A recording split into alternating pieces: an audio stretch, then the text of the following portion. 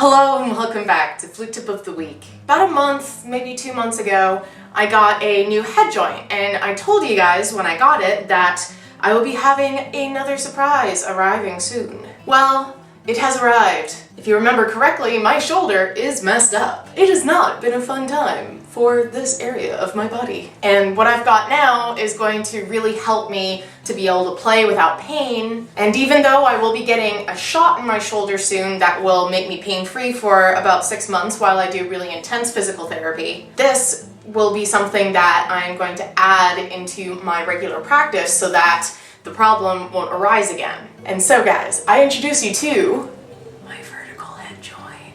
This head joint is made by Sandy Drellinger, who is absolutely fantastic. It's got all of these different supports that go onto the flute so that you're able to hold it very comfortably so the weight is distributed. I've got this fashionable neck strap on so I can clip it here like on the saxophone. And basically this just allows me to play it straight up and down with my hands in front of me, with the flute going in front of me as if I'm playing the clarinet or oboe. I'm still getting used to it, but what's great is that the sound production is basically the exact same. The only thing you get used to is that the sound is going that way instead of that way. And while this head joint might look weird, what we're going to talk about today is not affected at all and is extremely important to use no matter what flute you're on, because it is the very foundation of flute playing. So let's talk about embouchure. Finding the right embouchure will enable you to totally control your playing and keep you from developing muscle issues down the road. It's very often that we will see people, especially at the beginning of playing the flute, use a Smiley embouchure, which is typically very tight. It squeezes back at the corner of the lips, and basically because of the tension that it causes, it forces your lips to stay in the same place. This doesn't give you any flexibility. It makes it difficult to be able to comfortably control the extremes of your dynamics as well as the registers. And it's also very taxing for your muscles in your cheeks and in your lips. And it's not something you would be able to maintain for long periods of time. So your endurance goes down. An ideal flute embouchure gives you enough flexibility to be able to move and manipulate your sound as needed, as well as to give you stability so that you don't need to keep on moving for every single note. Because if you're having to adjust every time you play a different note, then the faster you go, the less consistent your sound is going to be, because it would be very difficult to be able to change your lips every fifth of a second. So we need something that's comfortable, that lasts long, has flexibility, but is still in a good place for you to be able to control the muscles to stay in the same place. So to start off with, let's talk about the shape of your lips. Some people have very full bottom lips, very full top lips, or very full lips in general. I have what I think is a pretty ideal flute lip, because the top lip is of medium thickness and my bottom lip isn't overly thick, but has enough distance from my face to be able to prop the flute underneath. We want to find a position where the hole between our lips, the aperture, like the aperture of a camera, is easily controlled to expand or contract depending on the dynamic and the register that we're playing in. So we don't want to be going into a Smiley embouchure where we pull the corners of our lips back, which extends the aperture so that it's more of a pancake shape than a little circle, meaning that the sound will be splayed in a larger radius, so you're not going to be able to get a direct sound going into the flute. And you won't be able to move from this position, because as soon as you do, it completely changes the shape of the aperture you're blowing your air through. And so you're not able to play consistently. A Smiley embouchure looks like this.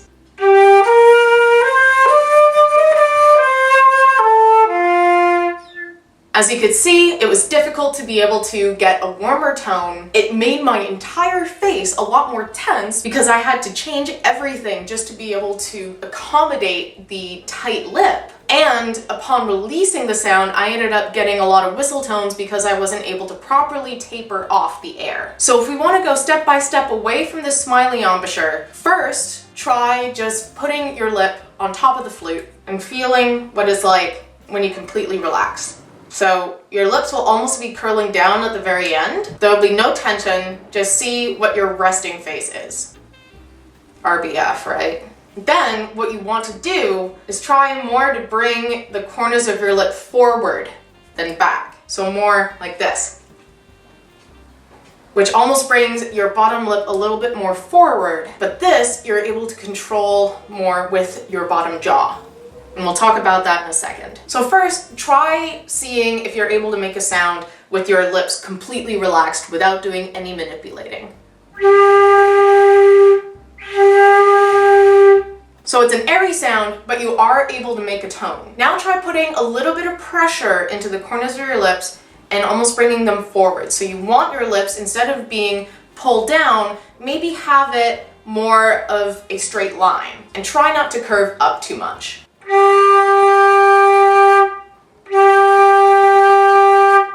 One thing that's important to remember is that the space between your lips will dictate your control of your sound quality, as well as being able to hit the high and low registers accurately. If you're blowing a lot of air but you have a very tight embouchure, then it's like if you have a tap with water going through it and you use your thumb to mess around with how much space is going out. It's the same amount of water, it's going at the same speed, but the more of the tap you cover, at first you're able to direct the water where you want. But then if you cover it too much, the water will just spurt everywhere and it's impossible to get a direct stream going. It's the exact same logic with your lips. If you have a lot of air going through, if you're playing fortissimo, you need to relax more. You need to have a more open embouchure, because otherwise you won't have the space to accommodate the amount of air you're using, and you'll get a progressively airier tone. So this is what it sounds like to play with a tight and closed aperture versus a nice and open one when playing in a louder dynamic.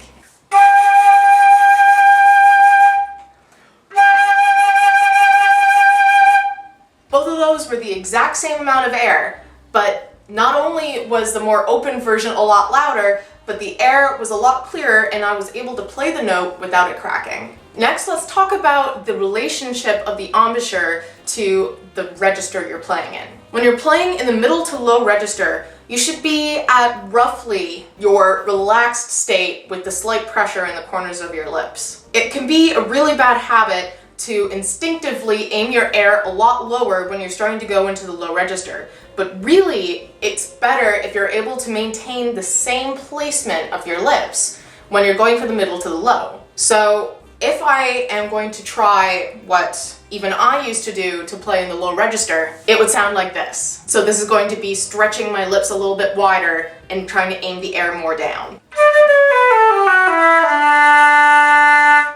Now I'm going to try it with keeping my lips in the same place.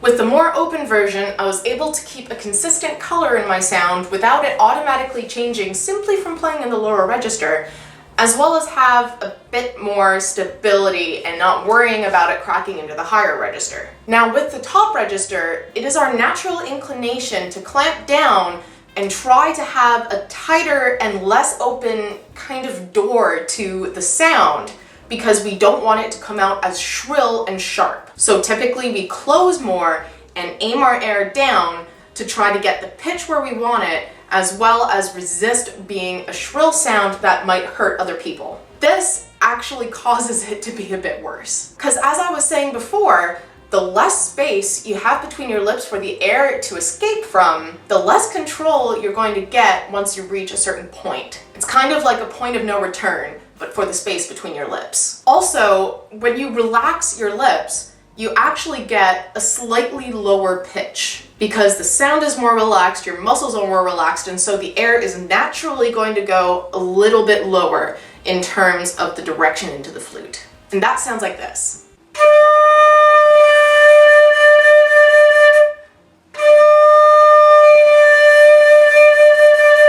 And this same action has a much bigger impact on the high register. So first, here is a top G with a smiley tight embouchure. And now, here it is with the more relaxed but still stable open embouchure. With the more relaxed one, the sound was bigger because there was more room for resonance, but the sound was warmer, the pitch was easier to control, and despite it being louder and dynamic, it hits the ear less directly and makes it easier to deal with. Typically, the more air you're using, the bigger the space between your lips should be. Finally, the last thing I want to talk about is adjusting the embouchure when you're moving from the low register to the high register, especially if you're slurring. So basically, what you want to do when you're transitioning from the low register to the high register is bring your bottom jaw forward a bit to enable you to angle the air higher, which gives you a faster cut against the edge of the lip plate and allows you to get the airspeed needed to kick it up the register. So a good way to practice this is by doing octaves in slurs. And you'll be coupling bringing the jaw slightly forward, not too much, you don't want to look like an ape, with bringing the corners of your mouth more forward.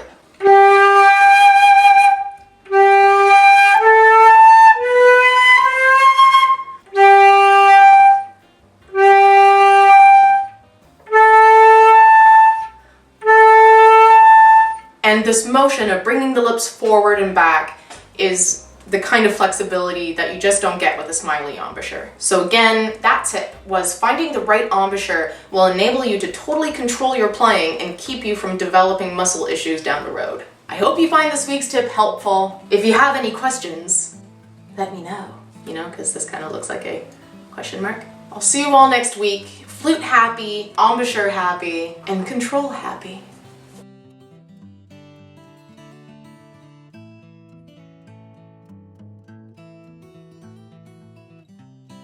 Recently, when I was doing a production of Don Giovanni, we were in a very reduced orchestra and we didn't have much space. So the cellist and I were in constant fear of hitting the end of my flute against his bow. This flute is going to be so good for pit work because instead of having to allow for an extra foot and a half to my right so that I don't give someone a lobotomy, I've got all the space I need right in front of me.